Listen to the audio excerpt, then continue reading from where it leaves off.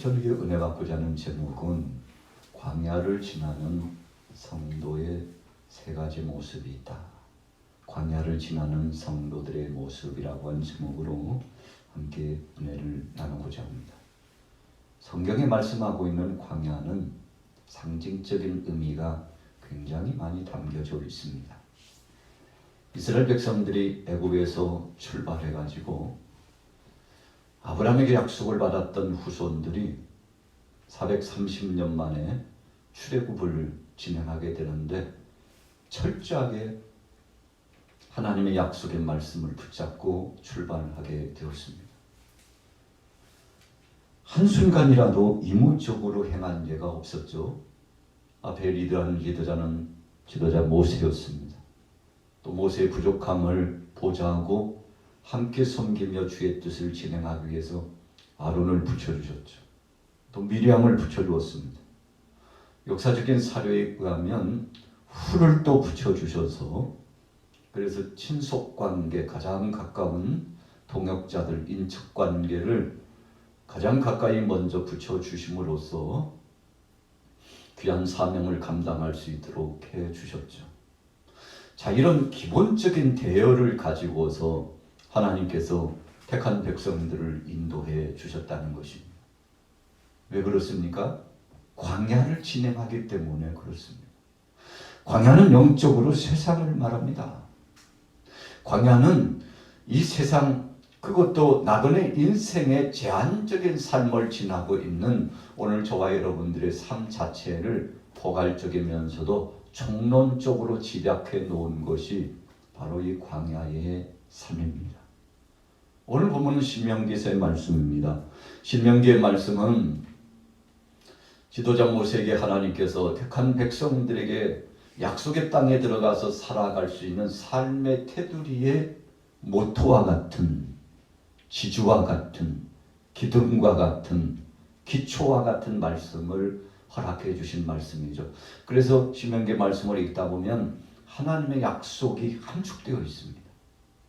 또 이 말씀을 읽다 보면 하나님께서 어떻게 택한 자녀들에게 복을 주시고 때로는 저들을 심판하시고 저주까지 내리시는가. 여러분, 그래서 순종하고 나오는 자에게는 복을 주시고 불순종하는 자에게는 저주와 심판을 내리시는 하나님의 뜻과 섭리가 무엇인가를 확연히 발견할 수 있도록 해주셨던 것이죠. 오늘 여러분들이 보시는 26장의 말씀은 어떤 말씀입니까? 우리가 여러분들 성경도 그렇게 추석이 되어 있을 겁니다.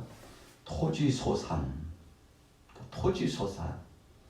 하나님이 주신 땅에서 농사를 짓고 그 땅에서 얻은 소산물을 가지고 누리고 살면서 어떻게 누려 살아가야 될 것인가에 대한 방법론을 말씀해 주고 계시는 겁니다.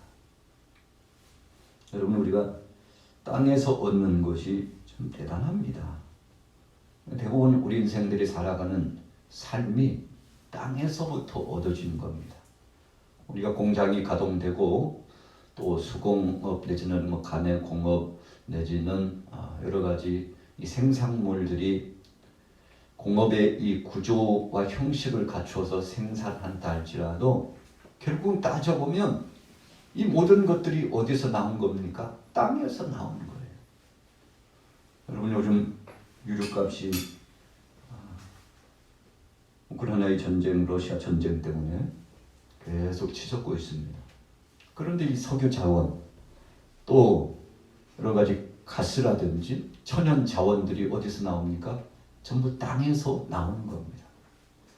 그래서 하나님께서 우리에게 복을 주신 아주 중요한 명제 가운데 하나가 이 토지를 통해서, 땅을 통해서 복을 주셨다는 사실을 아주 중대하게 말씀하고 있는데 26장 1절에 보면 내 하나님 여호와께서 내게 기업으로 주어 차지하게 하실 땅에 네가 들어가서 거기에 거주할 때에 네 하나님 여호와께서 내게 주신 땅에서 그 토지의 모든 소산의 만물을 거둔 후에 그것을 가져다가 광주리에 담고 네 하나님 여호와께서 그 이름을 두시려고 택하신 곳으로 그것을 가지고 가서. 여러분, 소산물을 얻으면 그것 가지고 먼저 하나님 앞에 나아갔죠. 왜 하나님 앞에 나아갔습니까? 너무 감사한 거예요. 땅의 주인이 농부가 아닙니다. 땅의 주인이 약속의 땅을 점령하게 된 이 택한 백성 이스라엘 백성들이 아니에요. 또 거기 안에 있었던 7 족속들이 땅의 주인이 아닙니다. 여러분, 그래서 땅의 주인은 하나님이세요. 우리가 요즘 참 땅이라고 하는 가치 기준에 대해서 야, 정말 이렇게 귀할까? 이렇게 그 값이 승하여 오르고 또 오를까? 여러분, 그래서 땅이라고 하는 것이 너무나 귀하고 땅을 통해서 얻는 자원이 대단합니다만 이 모든 것에 대한 주권자가 하나님이십니다. 그래서 모세는 백성들에게 선포해야만 했습니다. 이 백성들이 약속의 땅에 들어가서 첫 농사를 짓고 거둔 것에 대한 첫 소산물을 하나님 앞에 가지고 나와서 주님 앞에 영광을 올려드리고 제사장 중심으로 레위 족속들에게 하나님의 뜻 가운데서 함께 누릴 수 있는 근본적인 시초의 출발 과정으로 허락하시고 거기서 끝나지 않고 어떻게 됐습니까? 오늘 12절 말씀에 보면 이렇게 나와 있어요. 12절 같이 한번 읽어보겠습니다. 셋째 해 고 11조를 드리는 해 내 모든 소산의 11조 내게를 마친 후에 그것을 내 인과 객과 고아와 과부에게 주어 내 성읍 안에서 먹고 배부르게 하라. 여러분, 하나님 앞에 가지고 나와가지고 기적의 역사를 나타내 주신 그 하나님을 찬양하고 그래서 주님 앞에 올려드렸어요. 여러분, 광야교회가 얼마나 많은 것들이 준비되어 있었습니까? 오늘날 예배당과 같이 가시적인 이 교회 모습처럼 아름답게 꾸며지지 못했습니다. 또 효율적으로 그렇게 광야교회가 운영되는 것도 아니었습니다. 그럼에도 불구하고 하나님께서 허락하신 성막의 구조적인 모습 속에서 하나님을 섬기고 하나님 앞에 영광을 돌리며 헌신했죠. 맨 먼저 하나님 앞에 가지고 나와 영광을 돌립니다. 그래서 3절 4절에 보세요. 자, 26장 3절 4절. 그때 제사장에게 나아가 그에게 이르기를 내가 오늘 당신의 하나님 여호와께 아뢰나이다. 내가 여호와께서 우리에게 주시겠다고 우리 조상들에게 맹세하신 땅에 이르렀나이다 할 것이요 제사장은 내 손에서 그 광주리를 받아서 네 하나님 여호와의 제단 앞에 놓을 것이며. 여러분, 저나 여러분들이나 하나님 앞에 드릴 수 있다는 것이 너무 감사하죠. 물질이 있으면 물질을 제단 앞에 가지고 나와 하나님 앞에 올리죠. 시간이 있다면 주의 제단에 나와서 여러 가지 모양으로 헌신하고 봉사하면서 하나님 앞에 올려드립니다. 하나님은 그 모든 것을 흠당하셔요. 요한계시록에 말씀하는 것처럼 보좌에 올려드리고 제단 앞에 올려드리면 천사가 와서 수종을 들고 그리고는 그것을 주님의 보좌 앞에 부어드리는, 여러분, 이런 순차적인 역사가 진행되는 것을 볼 수 있습니다만 오늘 이 시대에 우리가 예배당 중심, 주님의 몸된 교회 중심으로 헌신하면 이 헌신한 것을 하나님이 받으십니다. 구약에도 마찬가지고 신약에도 마찬가지입니다. 그래서 예수님께서도 너희가 11조를 드리고 또 여러 가지 모양으로 금식도 하고 그러게 참 그것도 중요하겠지만 더 나아가서 사랑을 실천하고 영혼들을 위하여서 끝까지 그 영혼 구령의 사역에 최선을 다하라고 말씀해 주시지 않았습니까? 그래서 이것도 준행하여 지키고 저것도 실행하여 순종하고, 예수님은 이 쌍방간의 쌍벽과 같은 구약과 신약의 역사를 인정하시면서 신실한 믿음의 사람들이 어떤 사람인가를 가르쳐 주시지 않습니까?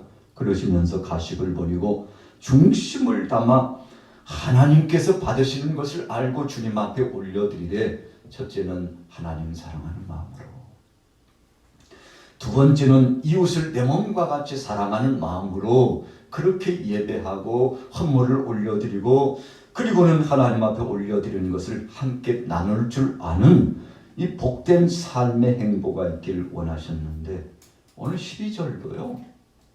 지도자 모세 앞에서 그리고 제사장 앞에서 하나님 앞에 올려드리는데 첫째는 레위인과 그랬죠. 자, 신앙적으로 하나님 앞에 헌신하고 있는 주의 종들입니다. 그러나 거기서 끝나지 않았어요. 12절 중반절에 객과 그랬어요. 나그네와 또 함께 나누라고 했습니다. 고아와 함께 나누라고 그랬어요. 과부와 함께 나누라고 그랬습니다. 여기서 말씀하고 있는 객과 고아와 과부는 누굽니까? 또 레위는 누굽니까? 여러분, 레위 족속들은 종교 지도자들 또 이 성막 중심으로 성전 중심으로 종사하고 헌신하는 성직자들 반열의 사람들 아닙니까? 그러나 거기서 끝나지 않았어요. 정말 주위에 배고프고 헐벗고 고통당하고 외로워하고 쓸쓸하며 공허하는 심령들이 있다면 그들까지도 함께 사랑의 띠로 누리면서 자신들에게 주어졌던 것을 공유하여 살 것을 원하셨던 것입니다. 그래서 주님의 몸된 전에 가지고 나오면 하나님 앞에 헌신하는 레인들과 그리고 주위에 있는 어려운 사람들에게 함께 공유함으로 말미암아 백성들은 자신들이 하나님 앞에 올려드린 그 몫이 선하고 아름답고 복되게 쓰이는 모습을 보면서 첫째는 하나님 앞에 영광을 누리고 두 번째로는 하나님이 받으신 것에 대한 복을 누릴 뿐만 아니라 함께 공유했다는 사실 앞에 감동적인 감격스러운 삶을 진행했다는 것입니다. 여러분, 그래서 구약에서 이 나눔의 삶이 계속 이어져 나갔습니다. 그래서 13절은 보충 설명을 해주고 있어요. 그렇게 나누는 삶의 행보가 제단 중심으로 이루어졌을 때, 자 13절 보세요. 같이 읽어볼까요? 시작. 그리할 때에 내 하나님 여호와 앞에 아뢰기를 내가 성물을 내 집에서 내어 레인과 객과 고아와 과부에게 주기를 주께서 내게 명령하신 명령대로 하였사오니 내가 주의 명령을 범하지도 아니하였고 잊지도 아니하였나이다.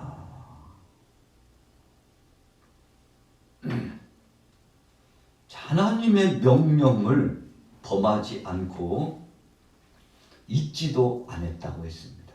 다른 말로 표현하면 끝까지 순종하면서 그 말씀대로 준행해 나갔다는 것입니다. 하나님이 기뻐하셨어요. 백성들이 농사를 지어서 그것을 감사함으로 하나님 앞에 영광 돌리고 화목제물로 영광 돌리고 번제물로 또 얻은 것에 하나님이 주신 것을 감사하여서 올려드리면서 자신들의 죄를 속죄함 받고 그리고는 하나님과 자신들 사이에 깨트려졌던 장벽이 생겼던 담을 허물고 화목을 이루고 그리고는 거기서 끝나지 않고 사람들과의 소통의 관계를 이룸으로 말미암아 여러분 근본적으로 오늘 26장의 말씀은 하나님 사랑, 이웃 사랑에 대한 말씀이 함께 어우러져 있다는 것이죠. 그래서 예수님께서 율법이요 실천의 대강령 그것은 첫째는 하나님 사랑이요 이웃 사랑이다. 모세가 시내산에서 40일 동안 식음을 전폐하고 금식하고 받은 10계명도 역시 둘로 나뉘어져 있지 않습니까? 앞에 전자의 4계명은 하나님 편에 대해서 그리고 후자의 6계명은 인간 편에 대해서 여러분 하나님께서 이처럼 사람들과의 관계 속에서 함께 누리며 나가는 아름다운 이 행보의 모습을 기뻐하셨다는 거 아니겠습니까? 잊지 않았습니다. 그 명령을 지켰습니다. 하나님이 기뻐하셨어요. 하나님이 흡족히 받으셨습니다. 마치 옹기종 연기가 하늘로 올라가는 것처럼 하나님 앞에 상달되어 아름다운 향연이 되었다는 것입니다. 우리가 찬송을 하게 되면 울려 퍼집니다. 그런데 그 찬송이 나오기까지 우리의 속에서 이 육체 속에서 마치 동굴 효과처럼요 울려 퍼져 그래서 입을 통해서 밖으로 표출되지 않습니까? 그래서 이 소리가 진동을 통해서 담장 밖으로도 나갑니다. 또 시스템을 통해서 하나님께서 역사하시는 대로 전 세계적으로 이 매스미디어를 통해서 이 찬양의 역사가 선포되지 않습니까? 그래서 원거리에서 지금도 오늘 인터넷 방송으로 예배하는 모든 동역자들이 이 찬양을 다 함께 들었어요. 함께 입술로 찬양하면서 하나님의 성호를 찬미의 영광 올려드렸는데, 여러분, 이렇게 울려 퍼져 선포되는 이 찬양이 우리에게는 은혜가 되고 힘이 되고 위로가 되지만 하나님께는 영광이 되고 우리의 산채물이 되어서 하늘로부터도 땅으로부터도, 그래서 수직적인 역사와 수평적인 역사가 공통적으로 함께 이루어지는 시간이 바로 예배 시간이요, 찬양의 시간이요, 함께 기도하는 시간이요, 말씀을 선포할 때 아멘, 아멘으로 이 말씀을 받아먹는 이 시간을 통해서 함께 교류를 갖고 소통의 역사를 갖는 복된 은혜의 시간이 되고 있다는 사실 아니겠습니까? 잊지 않았습니다. 명령대로 순종했습니다. 그리고는 청종하여 이 일을 하나님 앞에 영광을 돌리며 나갔어요. 14절에 보세요. 내가 애곡하는 날에 이 성물을 먹지 아니하였고 부정한 몸으로 이를 떼어두지 아니하였고 죽은 자를 위하여 이를 쓰지 아니하였고 내 하나님 여호와의 말씀을 청종하여 주께서 내게 명령하신 대로 다 행하였사오니. 여러분, 이게 무슨 말씀입니까? 하나님이 주신 것을 감사함으로. 그래서 우리가 성결되게 살아갈 때는요, 어떤 때는 곡기를 끊는다고 그러잖아요. 식음을 전폐해요. 먹지 않고 그 많은 것이 은혜가 될 때도 있어요. 절제하게 될 때 하나님이 기뻐하실 때가 있어요. 그때가 언제입니까? 금식하는 때입니다. 그때가 언제입니까? 하나님께서 허락지 않는 것에 대해서는 금하며 절제하는 삶을 사는 시간을 의미합니다. 여러분, 그래서 하나님께서 금식하는 자의 기도를 빨리 응답하신 이유가 있습니다. 상한 심령을 가지고 자신을 깨트리고 자신의 자아를 깨트리고 하나님 중심으로 몰입하고 하나님 말씀 중심으로 집중하고 나는 약하다는 사실을 뼈저리게 느껴요. 우리가 한 끼만 금식해도 몸에서 신호를 보내요. 여러분, 적절한 적시에 물을 마시지 않아도 몸이 금방 이상 반응이 찾아옵니다. 여러분, 그런데 하루, 이틀, 사흘, 나흘 혹은 일주일 이상씩 금식을 하게 되면 몸에서 비상사태가 선포됩니다. 그래서 정수리에서부터 발끝까지 비상사태가 선포되는데 긴장하죠. 여러분, 그래서 음식을 먹지 않고 더 이상 곡기를 끊고 음료도 끊으면 우리의 신체가 비상사태를 선포하고 온몸에 있는 영양요소들을 심지어는 뼛속에 있는 것까지 끌어당겨다가 쓴다고 그러지 않습니까? 저축해 놓은 걸 쓰는 거예요. 여러분, 그만큼 끌어 쓰는 그 과정들이 아주 기묘하다는 거 아니겠습니까? 여러분, 이렇게 음식을 중단하고 하나님 앞에 소원하고 기도한다는 거 하나님께서 기뻐히 받으신 이유가 초집중하고 사모하는 심령으로 나아가기 때문인데, 오늘 우리의 일상생활 가운데도요, 그런 때가 필요한 때가 있습니다. 그래서 예수님께서도 제자들을 훈육하실 때 주위에 있는 사람들이 선생님 어찌해서 당신의 제자들은 금식하지 않습니까? 우리가 금식하는 걸 못 봤어요. 적어도 일주일에 한 번씩은 금식을 해야죠. 따져 물었죠. 그때 예수님 뭐라고 말씀하셨습니까? 금식할 때가 이제 곧 올 거야. 걱정하지 마.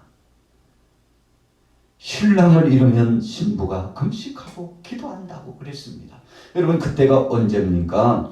환난의 때를 만났을 때 정말 기묘하다고 생각했을 때는 강조하지 않아도, 누가 등 떠밀지 않아도 하나님 앞에 나가서 전심으로 식음을 전폐하면서 금식하며 기도하는데, 전화범사에 때가 있고 기한이 있는데, 진정한 금식에 대한 의미를 알지 못했던 세대에 대해서 예수님께서 경종의 말씀을 주시면서 걱정하지 마.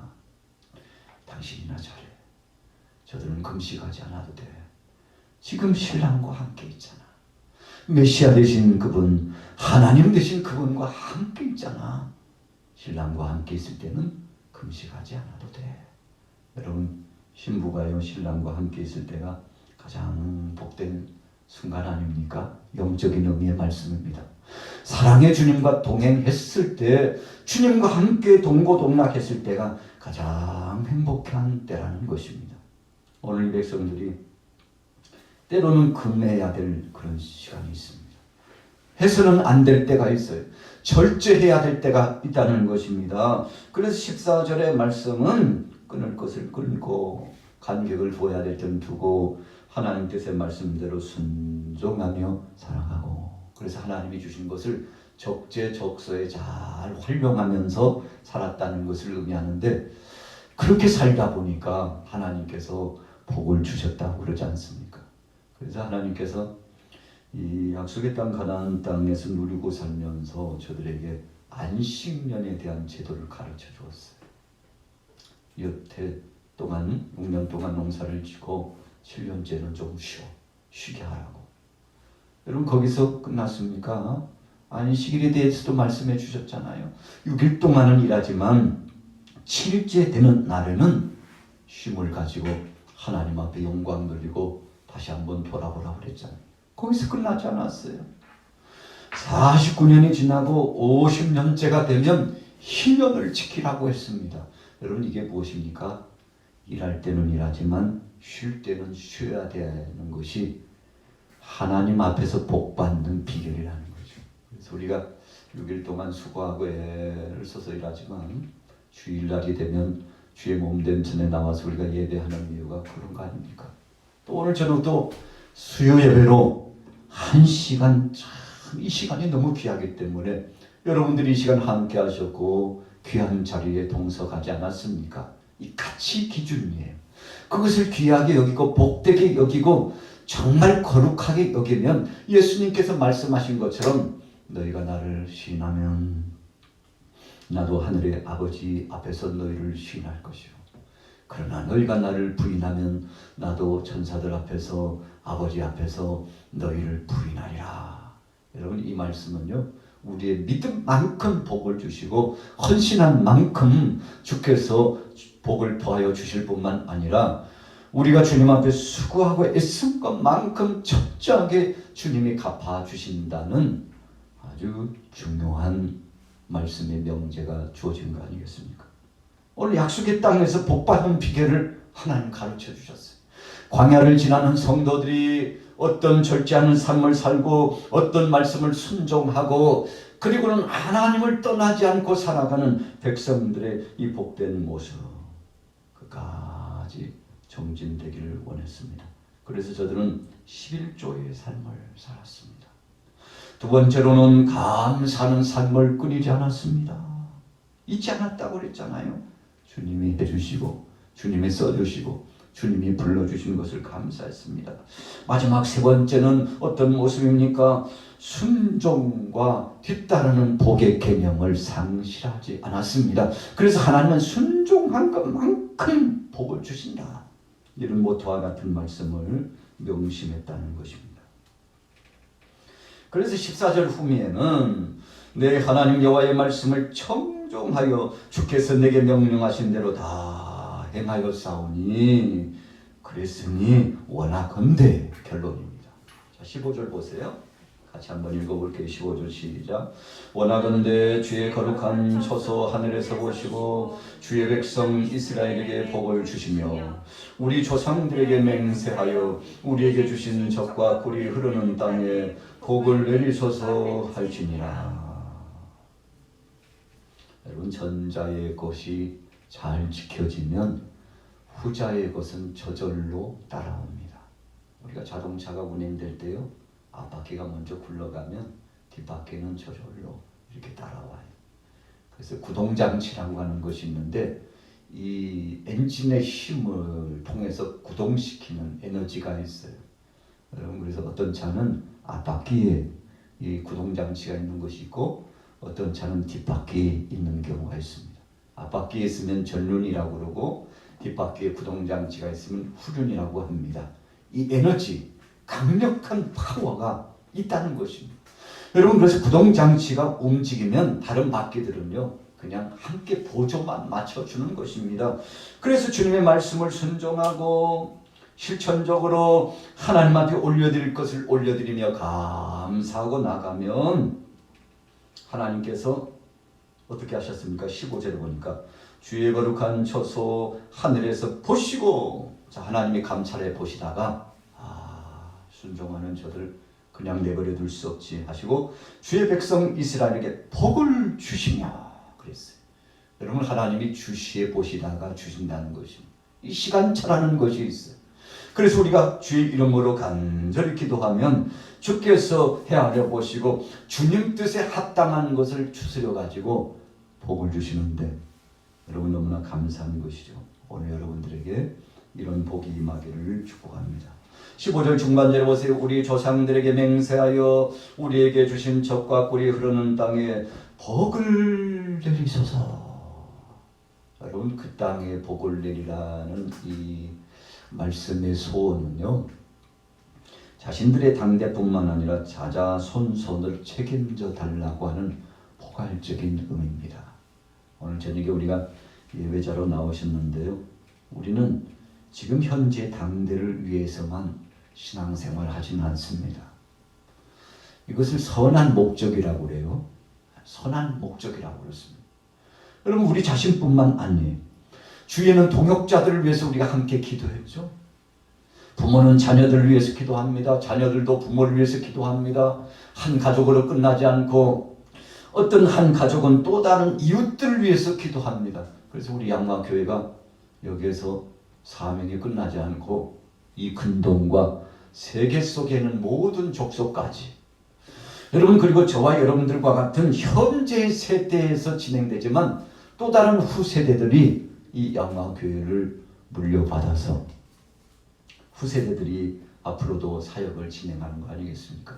그래서 교회의 비전의 역사는 하나님께로부터 나온 것이기 때문에 영속적입니다.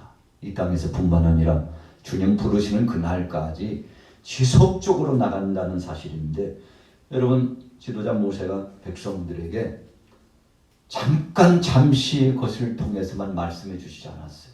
지금 당대 여러분들이 복을 누리고 그 땅에서 복을 받으면 후세대에 이르기까지 3대, 4대, 5대 지속적으로 이어서 자자손손 복을 누린다는 말씀인데, 오늘 신명기 26장 12절에서 15절까지의 말씀이 광야 교회를 진행하고 있는 성도들에게 있어서 세 가지 아주 중요한 모토와 같은 신앙이 필요한데, 이것만 갖춰지면 우리 당대뿐만 아니라 후세대들까지 복을 받는다는 것인데, 여러분 12절에 11조의 삶을 사는 것이죠.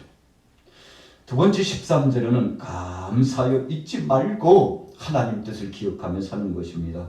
그리고 14절 15절의 말씀은 순종하여 마침내 복을 받는, 이런 절차적인 3단계의 복을 누리는 방법이 있는데, 오늘 하루도 또 이번 한 주간도 주님이 주신 이 말씀의 철칙을 기억하셔서 믿음으로 승리하게 되시기를 예수님의 이름으로 축원합니다. 살아계신 하나님 아버지, 은혜를 감사합니다. 천에 하나 만에 하나만 구하는 사람들 중에 어찌하여 우리를 나를 주님 택하여 주셨습니까? 우리는 알지 못하는 사이에 주님이 계획하시고 섭리하셨음을 다시 한번 인정하고 우리의 마음속에 되새기면서 하나님 앞에 영광 돌리오니 잊지 말게 하시고 주님 오시는 날까지 이 믿음이 충천해질 수 있도록 은혜를 더하여 주옵소서. 예수님의 이름으로 축복하고 기도 올려싸움나이다. 아멘. 할렐루야 소리를 합하여 함께 찬송하세. 그 피로 속죄한 모든 죄 강같이 없어질 보내 속죄한 받은 것